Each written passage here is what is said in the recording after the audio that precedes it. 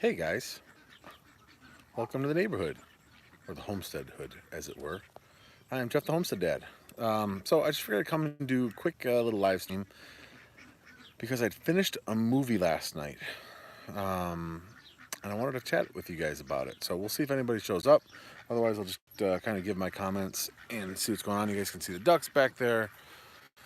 Let's see, one cow, second cow, goats are all right back there. They were just eating. Chickens are doing great. The turkeys, honestly, like overnight, have gotten ginormous.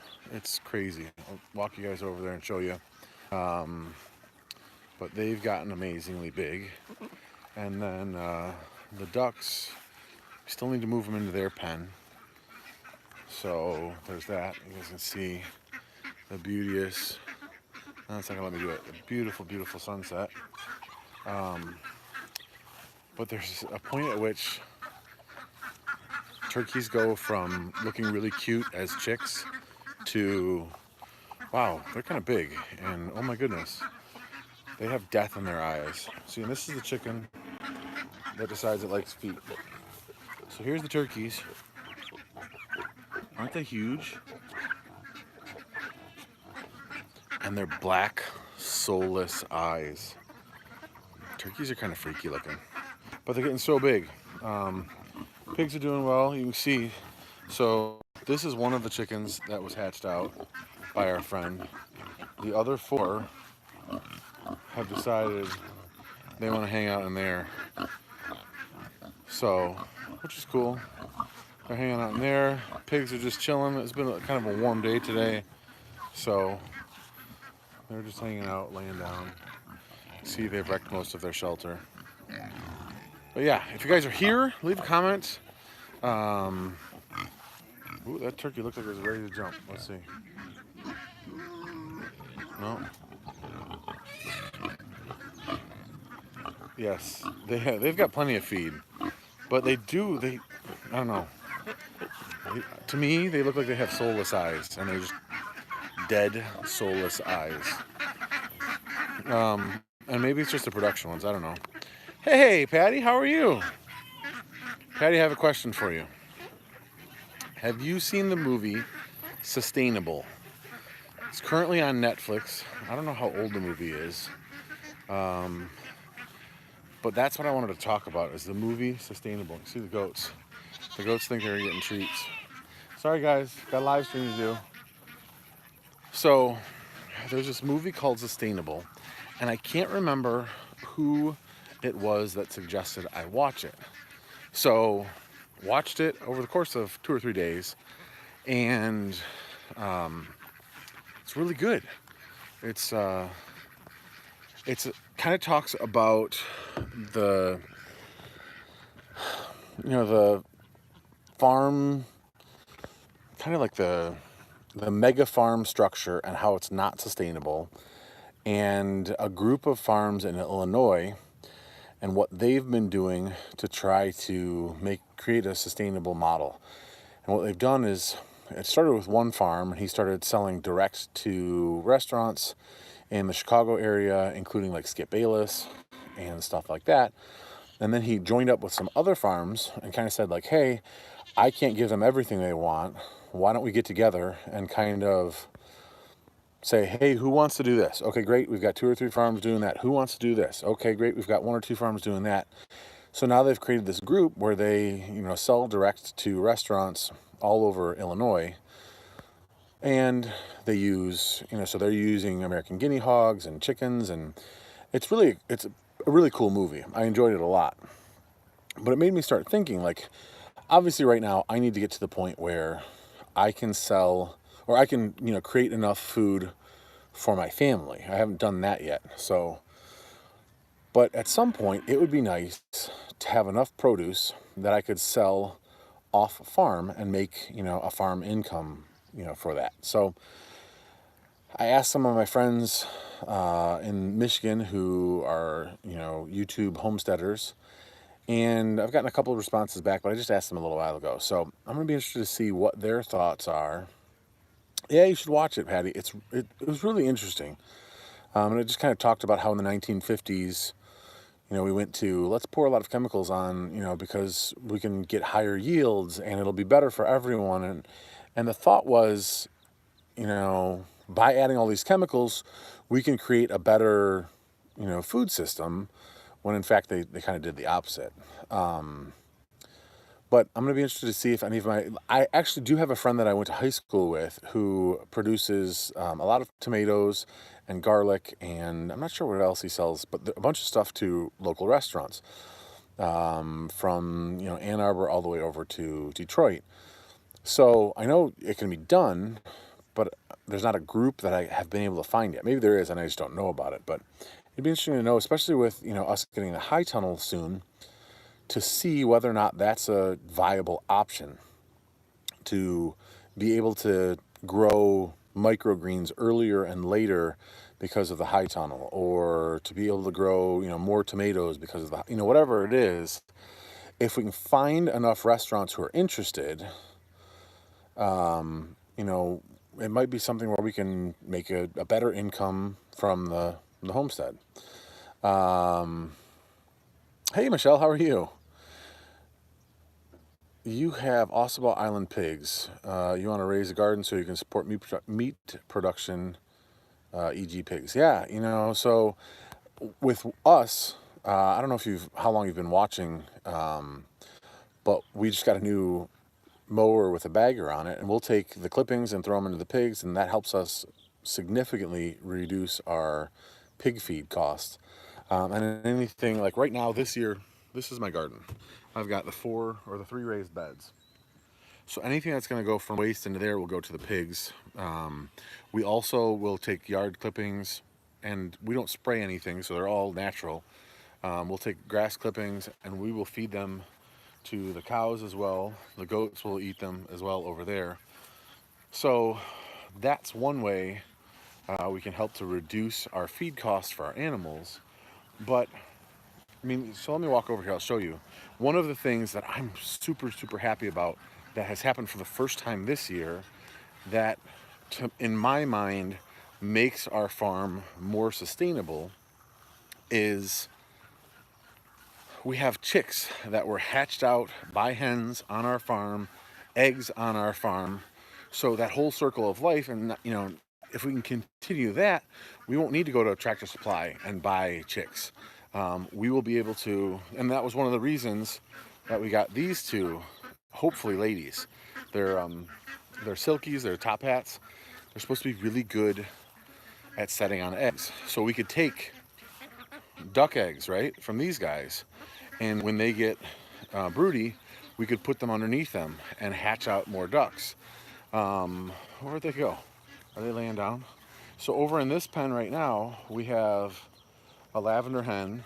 She's all the way over there. Let me see if I can switch the camera around and show you guys. It's over in the corner over there. I don't know if you guys can see her, but she's also got some chicks right in front of her. I don't know if you guys can see them, but they're over there. And one of the other reasons that we're doing, let's see, one of the other reasons we're doing lavenders is because lavenders are a little bit more of a rare color, and people seem to spend more money on them. So that would help us to sell hatching eggs and sell chicks of lavenders, things like that. So that's something we're thinking about. I think I missed a comment or two. Oh, the lawn clippers. Yeah, and so we got a zero turn that has a big bagger on it, which helps a ton. We can get a ton of grass in a really short period of time now, which helps with the feed. But I used to do it with a 22-inch walk behind bagger, and I would just get bag after bag after bag and throw it in with the cows and with the pigs, and they loved it, and they'd eat as much as we can get. In fact, we've gotten to the point now where we've gotten more in with the pigs than they will eat at one time. So we kind of almost have to cut for 20 minutes a day just to get them, so we don't have a big pile of grass that they're not going to eat. Cog Hill Farms, yeah. And that's the thing about silkies, is they're supposed to be great at setting on eggs. They go broody all the time, is what the breed does. And so we could take eggs from lavenders, or we could take eggs from our Jubilee Orpingtons and put them underneath those silkies and then have them hatch them out. So, I mean, it's been great because we did have 2 lavenders that went broody, but Orpingtons are kind of like they're a little bit more broody than like a production, but they're still not a, you guys can see the duck there hiding. It's not like they're super broody like silkies. So, but that's the plan. Broussard Homestead, hey, how's it going? So we're just talking about a movie I watched on Netflix called Sustainable, and they kind of talked about the factory farm type deal and how that's not sustainable, and how there's a group of farms in Illinois that kind of band together and they sell direct to restaurants, and I think they sell off farm as well. But I mean, that's something that I got to do better at, producing enough for us. In fact, I can walk down and show you where my garden is. Aside from the raised bed, I didn't get any of my garden planted. Oop, on my back, can you guys see me? So here's the goats. It's funny because they'll stick their head through the fence and eat all along here, but they have all the grass in here that they could eat. Who knows? But anyway, so there's my garden. See how overgrown it is? It's I didn't get a chance to do anything with it. And you can see my stakes are still up from my tomatoes for last year, right here, all along here. You can see right behind me along this line right here is where our asparagus plants are, but it's overgrown. Over there is where I planted cucumbers and zucchini and stuff last year, but it was just so wet this spring. We were so busy, I didn't get a chance to plant. So I'm hoping that this hoop house that I just got a grant for will help me be able to garden at times when the weather isn't perfect. But it is what it is. So my plan would be to kind of put the hoop house right along over in here. That's the plan based on the write-up for our grant. And you guys can see we've got some raspberry plants down in here among these stakes. There's actually some strawberry plants over there that are totally weeded in, but I think the strawberry plants are still there. They're just kind of buried. So obviously there's enough space, and you don't have to have a ton of space. Oh, of course, here come the horseflies. You don't have to have a ton of space to have a market garden and to produce enough food to sell. But that's where I'd love to be. Is my whole goal with YouTube from the very beginning was if I could make enough money that my wife could come home from work one day a week. Horsefly, stop it. That would be awesome. Now, I'm not anywhere close to that. I can buy us like a dinner a month if I'm lucky. But hopefully at some point it'll continue to grow and stuff like that. And if I were able to produce more, the horseflies are going to drive me nuts. I think the horseflies are going to shut down the live stream. But if I were able to produce an income from the garden, that would help. And I think that's why selling Prudence will help too, because right now I just don't have a big herd share with her, so there's a cost. We're spending more money feeding her than we are saving in milk, so I can get milk from my friend Ruth. So what are you guys doing on your place to be more sustainable, to produce an income? I met Max Happy Homestead, Colby and Misty this past weekend at the Homestead, at the Hoot Nanny, and I know from watching them just a little bit, they've done a really good job of, the ducks are trying to stay away, of finding a market for their products and selling it. So they sell honey, they sell a whole bunch of stuff that they produce on the farm, which I would love to do. Just having, hey, don't chase them, okay? You're counting them? Okay. I would love to do more with like jam, having just learned. If you want to, that's fine. You can go grab them a couple handfuls. Okay, you can give them a couple handfuls of goat treats. Having learned how to can strawberry jam from Lisa Sutton at Sutton's Days, learning how much people charge for that would it's like I need to make some more of that and sell it because that's a way to make an income, make some money, even if it's just a couple dollars here, a couple dollars there. You listen to guys like Daniel Arms and Matt Carricker from Off the Ranch, and they constantly talk about, the side hustle, just do one more thing. And, so that's why we did a couple more turkeys this year, so we can sell a couple more turkeys. You're buffering? I'm sorry, Patty. I'm trying to do it off my phone instead of the Wi-Fi, so it may not be great right now. For some reason, my phone's not been great lately. You can see the kids giving some treats to the goats, but I'm gonna probably shut this down here in a second anyway. Sorry that I'm buffering, but leave some comments down and let me know what you guys do to be more sustainable on your homestead or your house if you don't have a homestead wherever you're at. And if you're watching this in the rebroadcast, same thing. Leave it in the comments. Tell me what you guys do to try to be as sustainable as possible. Yeah, I'm interested. You guys want to say goodbye? Bye. Feeding the goats. Feeding the goats. Feeding the goats. So, thank you guys for watching.